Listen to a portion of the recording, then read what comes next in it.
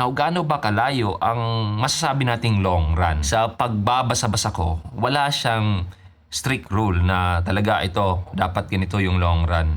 Pero meron siyang generally accepted na guideline or sabihin na natin principle. So, around 20 to 30% ng total weekly mileage mo. Pero kung beginner ka pa lang, nung nagsisimula ako, yung kino-consider na long run ko is around more than an hour. So, around 60 to 90 minutes. Kino-consider ko na long run yan. Now, hindi ako nagbabase sa ilang kilometers.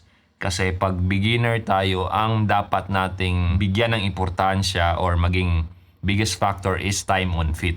Hindi yung distance. Mabagal kasi tayo pag beginner. And usually, ini-encourage pag beginner ka is jogging lang, hinay-hinay lang. So, talagang magtatagal ka kung kailangan mong i-reach ang particular na kilometers. Lalong-lalo na kung malayo yung distansya na goal mo. So, imbes na distansya, oras yung dapat nating tinitingnan. So, yun, around 60 to 90 minutes kapag beginner ka. Yung considered na long run mo. Now, kung sumasali ka na, tumatakbo ka na ng 10K or half marathon, 21K, considered na long run para sa'yo is around 12K to 24K. So, sa akin, yung preparation ko sa 21K ko, actually, yung pinaka-long run ko lang doon is around, siguro yung pinakamalayo is 22K. Yung sumunod is 20K na. Tapos, yung sumunod pa doon is around 16K. So usually 16K lang talaga. Around 2 oras yan tinatakbo ko. Kasi yung pinaka-unang long run or sabihin natin 20 plus, I think 20K yata yun or 22K or 22K pala. Mahigit 3 oras. Ganun ako kabagal. So bilang isang beginner pa nun, syempre napakalayo, napakahirap.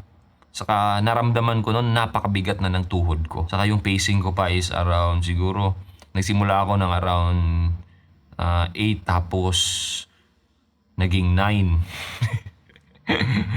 Grabing bagal ano. Napakabagal ko noon. So yun yung typical na long run ko. Yung nagsimula or last year.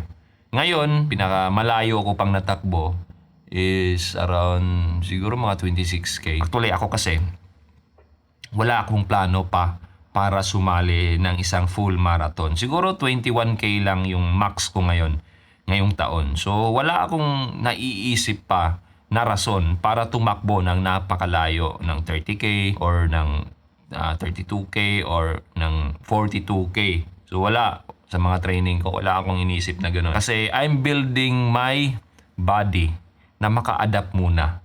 Lumakas muna bago ko pag-isipan yung ganyan kalayong mga takbo, especially sa isang race event talaga. Kasi syempre magkaiba kapag training lang, wala kang masyadong pressure. Kapag nasa event ka na, well, talagang ibibigay mo yung best mo. So wala pa akong naisip na gano'n. So yung long run ko lang so far is 26.5 yata. So yun yung pinakamalayo pa lang na long run ko. Now, sa mga marathoner naman, now, kung tumatakbo na ng full marathon, usually, yung long run nila is around 24 to 32 kilometers na. So, ganun kalayo. So, yun yung considered na long run para sa kanilang level. Now, kung complete beginner ka, gaya ng sabi ko, wag mo munang tingnan yung distansya. Oras ang tingnan mo. 60 to 90 minutes, goods na yan.